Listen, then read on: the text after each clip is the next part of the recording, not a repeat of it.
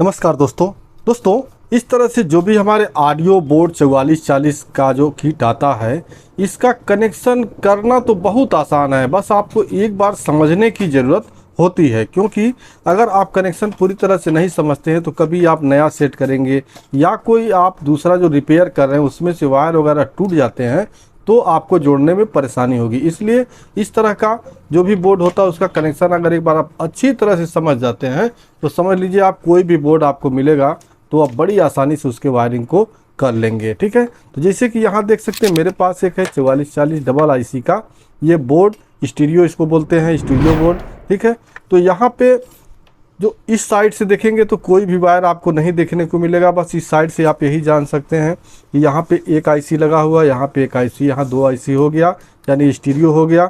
इसके बाद यहाँ आपका बेस टेबल के लिए ये सर्किट है जहाँ पे दो ट्रांजिस्टर लगे हुए हैं लेफ्ट और राइट के लिए, ये पावर सप्लाई हो गया। ठीक है, इतना कुछ। अब पीछे साइड में जब वायरिंग की बात आती है तो देखिए सिंपल समझने का मैं आपको आसान सा तरीका बता रहा हूँ, उससे आप बड़े आसानी से किसी भी वायर टूटे हुए को भी वायरिंग कर लेंगे, नया होगा तो भी आप वायरिंग कर लेंगे। तो देखिए यहाँ जब नया किट हम खरीदते हैं तो इस समय नया किट खरीदने पे आपको इस तरह से पूरा वायर लगा हुआ मिलेगा। बस ये समझना है कि कौन सा वायर किस लिए है।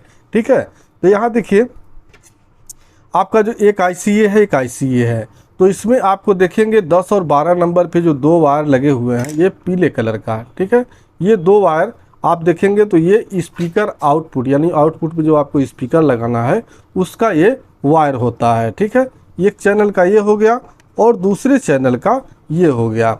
अब एक चीज़ मैं और बता देता हूँ, अगर आपका स्टीरियो ये बोर्ड है तो समझ लीजिए अगर टूटता है तो वायर इसका टूट सकता है, इसका बचा होगा। तो जब भी आप वायरिंग करेंगे तो जो चीज़ आपको नहीं समझ में आती तो एक ये मिलाना है कि इसके जिस पिन पे आपका ये वायर जुड़ा है ठीक उसी पिन पे दूसरे वाले आईसी पर भी वो जुड़ा होगा, ये आपको ध्यान रखना है। ठीक है, तो इसमें भी आपको 10-12 नंबर पे आपको ये मिलेगा स्पीकर का आउटपुट और इस पर भी आपका स्पीकर आउटपुट, यानी ये जो चार वायर हैं ये आपके स्पीकर के हो गए। ठीक है, अब आता है यहाँ देखिए इस तरह से यहाँ पे एक वायर और ये दूसरा वायर। ठीक है, ये तीन वायर का ये जो लगा हुआ है।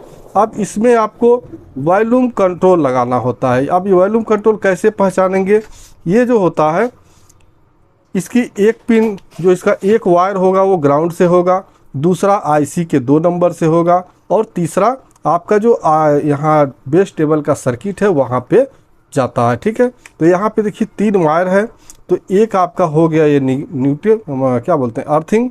ठीक है, या इसको न्यूट्रल बोल सकते हैं, नेगेटिव बोल सकते हैं, तो ये आपका अर्थ हो गया।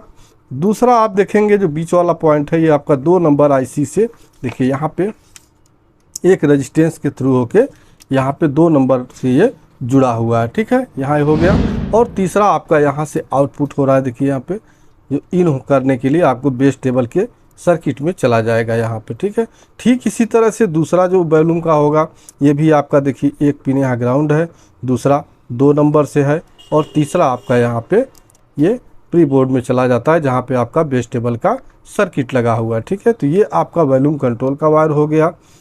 अब यहाँ पे देखेंगे 2 वायर आपको इस तरह से और देखने को मिलेंगे, तो ये 2 वायर कहाँ जुड़े हैं तो इसके लिए आपको ऐसे उल्टा कर लेना है। ठीक है, यहाँ 2 वायर हैं, यहाँ देखना है कि कौन सा चीज़ लगा हुआ है। तो ठीक यहाँ पे वायर हमारा जुड़ा हुआ है, तो आप देख सकते हैं यहाँ पे 4 डायोड लगे हुए हैं। तो जब यहाँ 4 डायोड यानी ब्रिज रेक्टिफायर बनाया गया है और एक यहाँ पे मेन कैपेसिटर आपका बड़ा वाला कैपेसिटर लगा हुआ है, तो ये हो गया हमारा पावर सप्लाई।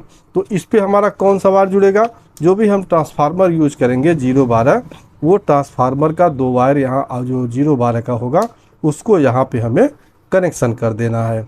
अब एक यहाँ ब्लैक वायर देखेंगे, ये अर्थ के लिए होता है, आप बॉडी पे कभी भी मतलब अर्थ कर देते हैं अच्छी तरीके से तो जो हमिंग होता है वो गायब हो जाता है। ठीक है, इतना हो गया। अब यहाँ पे देखेंगे ये 3 वायर इस तरह से और आपको देखने को मिलेंगे। ये 3 वायर जो होते हैं इन्हीं तीनों पॉइंट पे हमको जो हमारा ब्लूटूथ पैनल होता है उनका कनेक्शन करना होता है। कैसे होता है देखिए यहाँ पे इसमें एक वायर आपको अर्थ मिलेगा यानी न्यूट्रल जो भी आपका नेगेटिव लाइन होगा उससे होगा और दूसरा होगा यहाँ से हमारे जो बेस टेबल का सर्किट है उसमें ये इन होता है, ये वायर, ठीक है। तो यहाँ पे देखेंगे कौन सा अर्थ है, तो देखिए अर्थ की लाइन ये है निगेटिव का, तो यहाँ ब्लैक वायर जो है वो निगेटिव से जुड़ा हुआ है। बाकी एक चैनल का यहाँ से इनपुट हो रहा है और एक चैनल का यहाँ से इनपुट हो रहा है। तो जो भी आपका ब्लूटूथ पैनल होगा उसमें से जो 3 तार आउट आते हैं, तो एक आपका यहाँ निगेटिव होगा और जो लेफ़्ट राइट का होगा, एक पॉइंट यहाँ और एक पॉइंट यहाँ पे आपको जोड़ देना है, ठीक है। ये हो गया वायर। अब जो बचते हैं यहाँ पे देखिए 6 वायर के ये 2 पॉइंट, ठीक है। इसमें भी आपको 6 वायर देखने को मिलेगा, इसमें भी 6 वायर देखने को मिलेगा। तो ये वायर किस लिए होते भाई इतना ढेर सारा? तो यहाँ पे मैंने बताया कि बेस टेबल का ये सर्किट है, जैसे कि यहाँ देख सकते हैं एक ट्रांजिस्टर यहाँ लगा हुआ, एक ट्रांजिस्टर यहाँ पे लगा हुआ है। तो ये बेस टेबल का सर्किट है, एक लेफ्ट का है और एक राइट का है। तो जैसे कि यहाँ इसमें 6 वायर देख रहे हैं, तो इसमें से 3 वायर बेस का और 3 वायर ट्रेबल का एक चैनल का होगा। यानी कि यहाँ जो 6 वायर होंगे, तो अगर आप यहाँ पे जब जोड़ेंगे तो 3 वायर अगर ये बेस के हैं तो ये 3 वायर ट्रेबल के होंगे। ठीक इसी तरह से दूसरे आपके चैनल में यहाँ भी आपका जो होगा 3 वायर ये आपका बेस का होगा, तो 3 वायर यहाँ पे ट्रेबल का होगा।